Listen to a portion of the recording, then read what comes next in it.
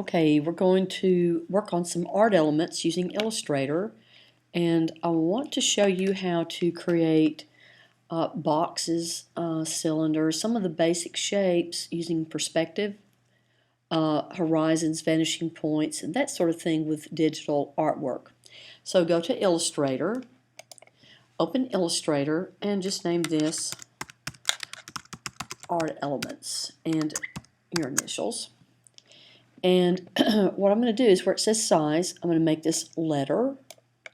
And the width is 51 picas by 66 picas. But if you look at units, you can always change your units right here when you first open a document. After you open a document, you can also say File and Document Setup and go in and make those changes. So I'm going to just leave this at picas. And 51 by 66 is 8.5 by 11 inches. So I'm going to say OK. And the first thing I'm going to do is I'm going to kind of collapse my tools into a double row, just like that. And I'm going to leave everything out. I'm going to close my transform, and I'll just go ahead and leave everything out so you can kind of view and see what's going on here. Let me get my swatches over here. Now I'm going to use Pathfinder and Align for what I want to show you. But the first thing I want to do is I'm going to go to my rectangular box and click once on my page. And I think I'll make this 1.5 inches. I'll make it 2 inches. So that's going to be 12 picas by 12 picas. And here I have a perfect rectangular shape. Now I'm going to go to View and say Show Rulers. And in doing so, I want to come up here to the top in my rulers and drag a guide down to about this point. That's going to be my horizon. And go to View, and where you see rulers, I'm going to Guides. I'm going to say Lock Guides. Now I can't move that guide. That's going to act as my horizon. And I think I will come over here and make just a little box like so. I'm going to make it red. I want that to be very obvious. And this will be my vanishing point. Notice I did not have to make a box. Vanishing. There we go. So this is my vanishing point. And this is going to be my horizon. So I'm going to move my object over just a little, and because my object is below the horizon, my lines are going to converge upward. That will converge upward towards the vanishing point.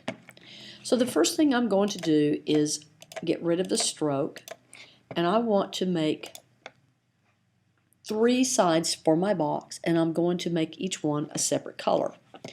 So if I hold down Option, notice I get 2 arrows. That will allow me to drag and copy and paste at the same time. And I'm just going to slide this guy over like so and make it another color. Now I'm going to select both boxes and go to Align. Say Window and Align. And mine is out obviously because it has a check mark. So I'm going to reopen, and here is Align. Now what I want to do is I want to drag these boxes right to where they snap together, just like that. But if one is, say, higher or lower than the other, I'm going to align the base. So I'm going to select both objects, come over to my alignment tool, and at the far right, I'm going to click on this little vertical alignment button right here. So I now have the front and the side of a box. So just so y'all will know, I'm going to name this front and side, make that white. I'll put that here. And I'm going to copy and paste one more box because I need a top. I'll make that blue. And that's going to be top. There we go. So if I take my top box here, I'm going to group that so my word top doesn't go flying off. I'm going to just position it right on top of the front here, and that looks pretty good. However, you can see that the sides are off here. You can see how the blue box sticks out beyond the green box. So I'm going to select just these two boxes. Notice I can just drag and touch the very edge, and I will align like so. Now I click the alignment button here that would align everything to the left because my kind of pink purple box is already aligned with the green box. So what I've done now, I have got all of my boxes lined up evenly, and I'm going to try now to find my converging lines in order to go off to the vanishing point. I'm going to make a cube that looks solid, three-dimensional, when really it's only two-dimensional. So the first thing I'm going to do is on my top box, I'm going to bring that down about halfway, the height that it was. And on my side, I think I'll do the same thing. I'm going to bring that in just a short distance, like so. Now, if I go to my pen tool, and I'm going to select green, kind of a bright green here, and go to my stroke, I want to create lines that will go off to this vanishing point. And what I have to do is I'm going to start with the upper right-hand corner and click, let go of my mouse, move my pen tool, and click and make a linear line that goes off to the vanishing point. Now in my strokes, I have 1 point for my weight, and I'm going to click on dashed line, and where I have 12 points, I think I'll make that second gap 10, 12, and so on. And what that will do, that will give me a nice little dotted line. So I'm going to blow this up a little bit so y'all can see a little bit better. And I'm going to do the same thing. Now, in order to make a new line, I have to click on the pen tool again. If I don't, that line will just stay attached and start drawing a line everywhere you click. So I'm going to now click right here where the three corners meet, and I will click with my pen tool, come up and connect my vanishing point just like that. And you can see where I'm kind of getting a little conal vision stuff going on here. I'm going to go down to the bottom where the side and the front connect. At that very bottom corner, I'm going to do the same thing. Go to my vanishing point. Now the tricky thing, what you have to do, you have to align your boxes to where they look truly three-dimensional. If you get your lines that should be parallel to each other off, it's going to look like a storm that came in and blew one of those barn paintings over, you know, where the sides kind of go off every direction. That's not what you want. So I'm going to begin with dragging my, I'll start with the pink box here. The first thing I'm going to do is I want to drag the top of my, well, let's see here. I'm going to drag the bottom up. So with my white arrow, I'm going to click on my pink box, and I'm going to drag this straight up and line it up on the green line just like so, because my bottom edge of the side has to go off to the vanishing point. And that leaves this side kind of goofy. So this line has to be perfectly parallel with the yellow and the purple edge there. And another way I can do that is to get another guide. I'm going to use a horizontal guide, and you can see how off that is. And I'll just click and drag and pull that side in. I'm now going to do the same thing with the blue box. So what I have to do here is this corner has to meet the pink corner back here. And what am I going to do with this?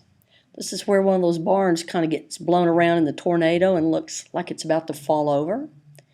I want this edge to align with my vanishing point and my linear converging lines.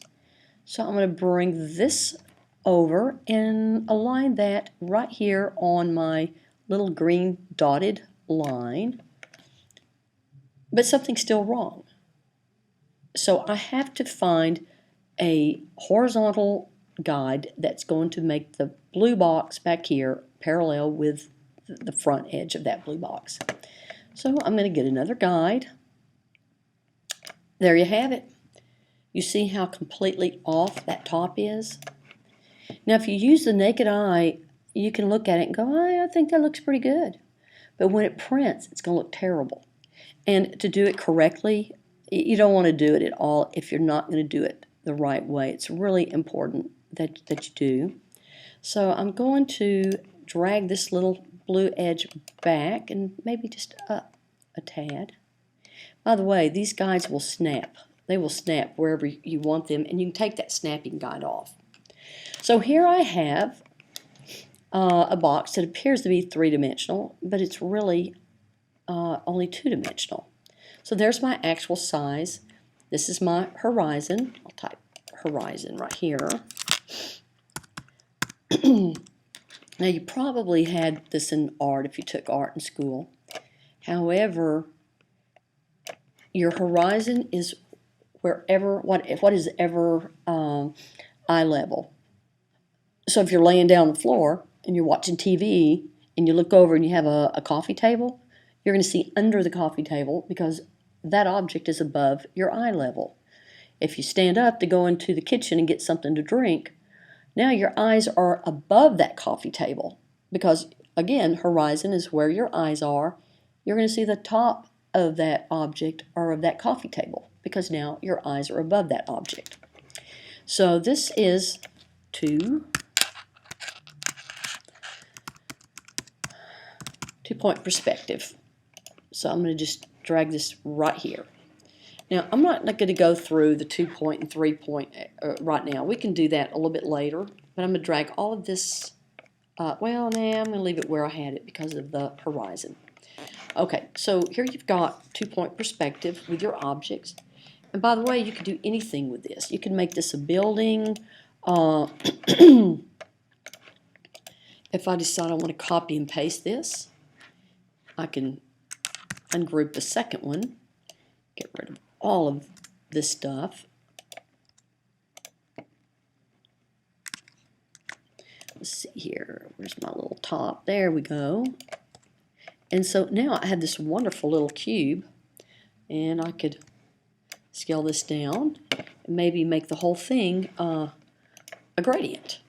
And now I have something that looks like almost like a steel metal box of some sort. I could change the lighting on that, change the angles. And that's still grouped, so I'm just going to use my white arrow, and that will allow me to kind of select one object at a time. You might want to make some ice cubes, put them in a glass, do something kind of fun like that. So here you can see how easily you can do something like this and make it look pretty sophisticated actually. If I want to ungroup this, I can copy and paste this side over here. Let me kind of change the angle here. I'm going to barely select this edge, come over here, and cut it. Remember your hamburger? I'm going to say cut. And I'm going to paste it behind that one. So I'm going to say pasted back. Because remember, if I say send back, it's different than pasting back and that sort of thing. Actually, I'm going to, here, I'll just do this. Is that not going to cooperate with me? Oh, I have to send that to the back. There we go. Now I have a box. I have a box. All I did, I just copied this side, put it over here, and this little guy in the back, the top has to go to the back. So now I have basically like a little toy box or something, and you can see kind of how that works. So I'm going to stick this up here, and I'm now going to create a cylinder. Now your cubes, that's one of your basic shapes. I'm going to go to a cylinder, and the first thing I'm going to do is, I think I'll just use my rectangular tool, click once, and I'm going to make my width 5 picas, and I think I'll make my height 9 picas. Now I'm going to blow this up.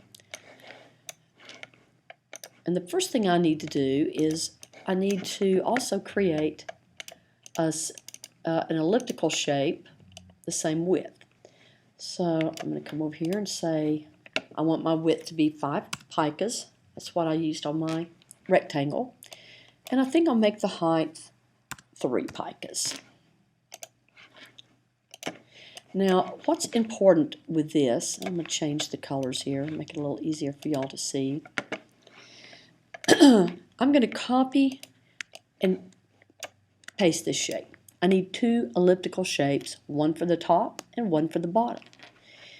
And I'm going to drag the 2 elliptical shapes, one at the top, one at the bottom of my rectangular shape. And I basically want to align the top and bottom of my rectangular shape up on the apex of each of those elliptical shapes. And then when I select these, here I'll do it like that, I'm going to go to Align. And here I'm going to say I want to vertically align those so they line up perfectly. And I'm going to change the color of the top of my cylinder. Now the bottom is, the problem there, that's still a separate shape. And so if I want to make this look like something solid and change the gradient, I need to combine these in Pathfinder in order to make my cylinder here and the elliptical shape one object. So I'll select both objects, and with my Pathfinder, I'm going to go to right above Divide and select Unite. That now makes this object one shape. I'll go back to my top and do what? Object arrange and bring to front. You got it. So now here I've got a great cylinder shape, and I'm going to group it. Copy and paste. Now it's grouped, but if I use my white arrow, it will allow me to select different parts. And I'm going to select this little guy and maybe drag it out, group it, and I have these wonderful shapes here that it was nothing, absolutely nothing to create. And I think I'll put a shadow here, make that, I'm going to go to black and say I want my color here to be, I could use a gradient. I'll just use a gradient. I'll do it like this. And object arrange, send to back. And there I have a kind of a nice little shadow that sort of anchors that object. It's better to put a shadow. You want something that will anchor your object so it doesn't just appear to be floating. And in all reality, the shadow would be darker back underneath your object. I think I'll do the same thing. I'm going to copy and paste same shadow. Kind of adjust it a little here. And I think I will copy and paste the top again. And I'm going to make this little guy just a little smaller. I'll hold Shift and keep this constrained. There we go. And I'll make that. Well, I could do that. I think I'll make this a gradient as well. And I'm going to kind of move this around and maybe make it look like it's hollow. Maybe there's a pipe in there. Now, you see how very easy it is to do this. If I want to just really get creative, let me do this. I can tear it all apart. I'm going to bring this down. I'm going to copy it, just like that. And all I want is the lid here. Y'all can see what I'm doing. I'm just getting rid of what I don't want. And this little guy is going to be, I'm going to divide this. So I'm going to make this a little bit larger. Hold down Shift because I want to stay on the same plane here. Maybe drag this up a little bit. And I'm going to see if this will work. I'm going to try to divide the top, well, here I'll make it a different color. That top little piece I just added, plus my pink box, and I'm going to divide it. So if I get rid of this, it did work. Then I'm going to slide this little guy up just like that. Send that to the back. I know I'm probably driving y'all crazy right now, but let's see. There we go. I like it. And I'm going to bring this to the front. And now I'm going to tell you what I did. So I'm going to bring it to the front. Okay, I just wanted to add a little style to this shape. So what I did, I copied this elliptical shape at the top. I made the green top just a little larger than the original. And when I drug it down, I took that second elliptical shape and brought it down a little bit below this shape. And I selected the pink can, the second green elliptical shape, and said divide. And what that did, that allowed me to create this little orange shape here exactly on the same plane with my pink and green shape. Are y'all totally confused now? Let me hide my guides. So I'm going to go to Guides and Hide and Fit in Window. There. So I have shapes. I have positive and negative space. This is a shape. This is my positive. This is my negative. The hole in here would create the box. I'm going to select my can. I've got a cylinder shape here going on, and I'll select this little guy and make this a little bit bigger too. So I've got my shapes. I have got my value. I've got sort of a texture to kind of make this look kind of like metal. And I'm going to use some lines here. And remember, your texture is what creates the emotional quality to what it is that you're doing. So let me blow this up, just like that. There. And I'm going to, just with my line tool, with my pencil, I think I'll just kind of make some nice little designs over here. And maybe I'll make those yellow. I kind of like that. And then maybe over here, I'll do the same thing. I want you to see the power of the art elements and how they work, how nice things can look. It kind of gives the illusion that it's, you know, been printed and it's kind of going off the edge here.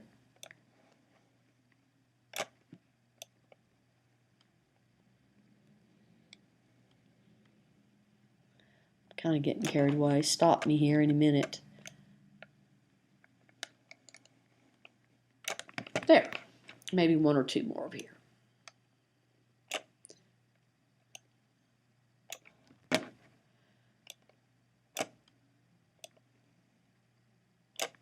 And there we go. I could also put something on the top if I wanted, or I could type on a curve. I could, with my pen tool, come right over here, do that little number, go to my type on a path,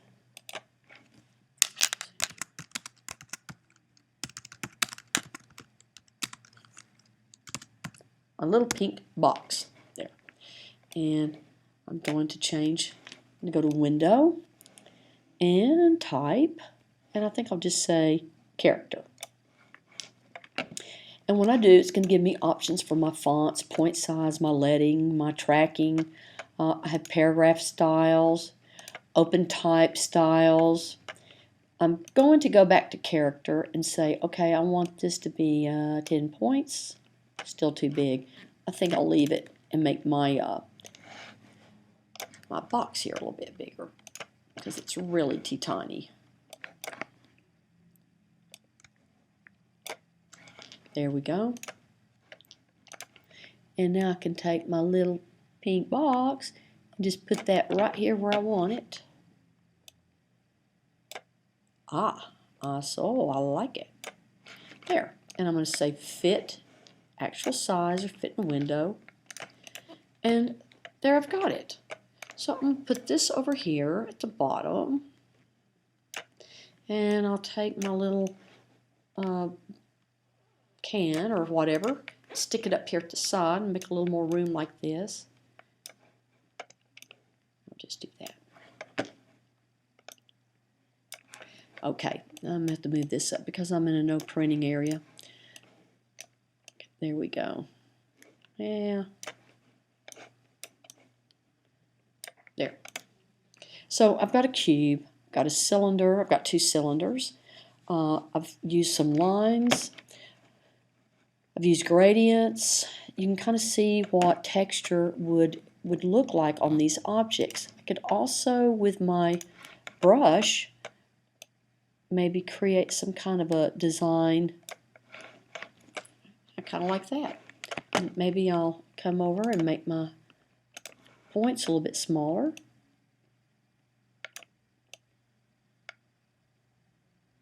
And do something on this yellow cylinder. Maybe it's some kind of a funky little vase. I'm going to go to 25 points. And you can see what the weight of a line does and the texture of a line. It's all part of that whole visual element that comes into play and gives you the feeling of modern art, maybe something that's kind of rustic. And maybe I'll do a couple of little circles down here. Remember, different sizes and shapes create interest. There, I'll just leave it like that. So these are art elements. And so after this tutorial, what I'd like for you to do is create a vanishing point. Start out with 3. Well, actually 1 square, and copy and paste that twice. And using your vanishing points, you want to go in and try to create something that looks solid and three-dimensional.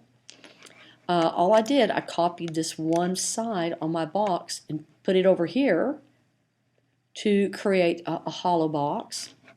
And then the same thing with my cylinders. I started out with a rectangular shape and then my elliptical shapes and made sure they were the same size. Then just do something fun with your lines. You want to go in and practice some of the different textures. If I want to go to my brushes, let's see here. Let me find a color y'all can see pretty well. I'm going to, with my brush, just kind of do something like so. And go to Window and Brush Library. And I like Artistic. I'm going to say Artistic Chalk. Because this is these are the brushes that really make a difference, that really give you a nice texture. Let's say you're trying to find bark on a tree or just something that has a little more of a rustic feel. This brush is a great tool for doing that. So enjoy, have fun with your art elements, and I'll come around and answer questions if you have any.